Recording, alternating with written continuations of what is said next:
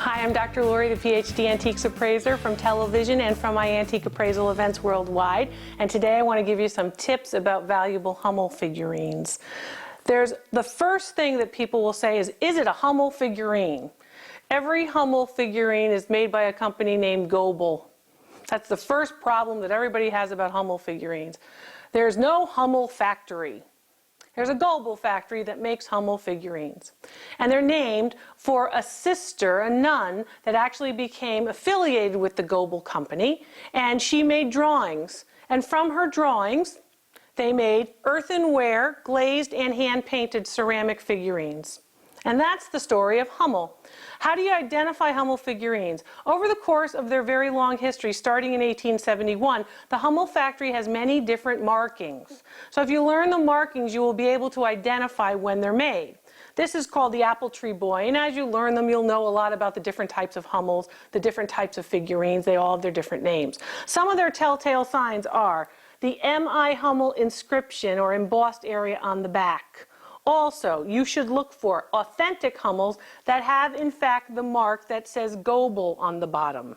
There usually is also a mold number on the bottom, and the shape of the mold will tell you whether or not you have a true Hummel figurine as well. If it says West Germany or W Germany, you know the piece is made after 1945, after World War II. So those are some of the important elements. If you look at this particular mark, this Hummel figurine, just looking at the mark, was made between 1979 and 1990.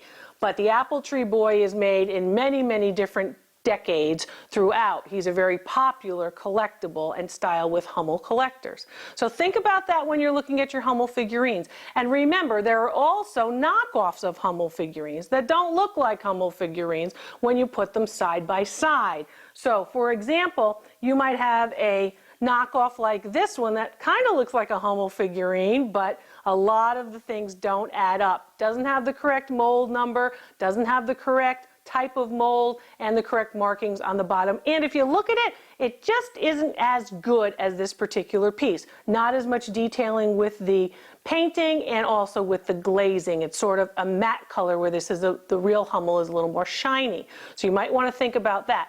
If you can't tell the difference, or you don't know, or you have a figurine and you're just not sure, you can send a picture to me and I'll provide you with an online appraisal. I'll evaluate it for you and tell you about the values. Some Hummel figurines have gone upwards of many thousands of dollars for one figurine.